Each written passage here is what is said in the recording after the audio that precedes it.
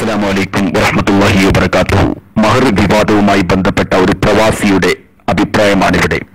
കാസർഗോഡ് ജില്ലയ്ക്ക് അത്യധികം അഭിമാനാർഹമായ ഒരു ബൃഹത് പദ്ധതിയായിരുന്നു മഹർ 2015. ഒരുപറ്റം യുവാക്കൾ മുന്നിട്ടിറങ്ങി ഇത്തരം സുത്യർഹമായ കാര്യങ്ങൾക്ക് നേതൃത്വം നൽകുമ്പോൾ മനസാ വാച കർമ്മണ പിന്തുണ നൽകാൻ സുമനസ്സുകൾ തയ്യാറാകണം. സാമൂഹിക പ്രതിബദ്ധതയുടെ ഭാഗമെന്നോണം വരവ് ചെലവ് കണക്കുകൾ കാണിക്കാൻ സംഘാടകർ നിർബന്ധിതരായി. മാധ്യമങ്ങൾ അവരുടെ വീക്ഷണങ്ങളിൽ വാർത്തകളും ഉണ്ടാക്കി. മഹറിനെ പരിഹസിക്കുന്ന പ്രിയപ്പെട്ട ഉസ്താദെ, മഹർ ഭാരവാഹികൾ എന്തു പിഴച്ചു? അവരെങ്ങനെ ഛർദ്ദിച്ചത് തിരിച്ചു തിന്നലാകും? അവരെങ്ങനെ അതിഥികളെ അപമാനിക്കലാകും? തെക്കൻ ജില്ലകളിൽ നിന്ന് നിങ്ങൾ കാസർഗോഡിന്റെ സാമ്പത്തിക പ്രൗഢി കണ്ട് തന്നെയല്ലേ ഇങ്ങോട്ടേക്ക് വണ്ടി കയറിയത്? ദീന് പറഞ്ഞു കൊടുക്കാൻ അത്യാവശ്യമുള്ള ജില്ലകളാണല്ലോ നിങ്ങളുടെ അയൽ ജില്ലകൾ. എന്നും പണ്ഡിതന്മാരെ ബഹുമാനാദരവുകൾ പകർന്നു തന്ന കാസർഗോട്ടിലെ യുവാക്കളോട് ഖുർആൻ ഓതി കുതിര കയറാൻ മഹർ ഭാരവാഹികൾ നിങ്ങളോട് എന്തു തെറ്റ് ചെയ്തു?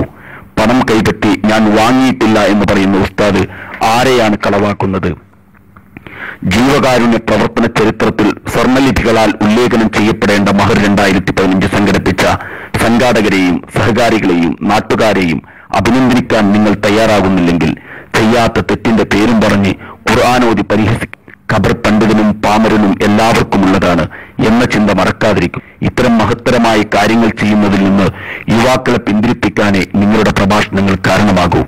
പ്രഭാഷണം നടത്തുക എന്നതിലുപരി എന്ത് സാമൂഹിക സേവനമാണ് നിങ്ങൾ നടത്താറുള്ളത്? നിങ്ങളുടെ 1000 പ്രഭാഷണങ്ങളെക്കാൾ മികവുറ്റതായിരിക്കാം 18 യുവതികൾക്കുള്ള മംഗല്യഭാഗ്യവും ഉപജീവന മാർഗവും നൽകൽ.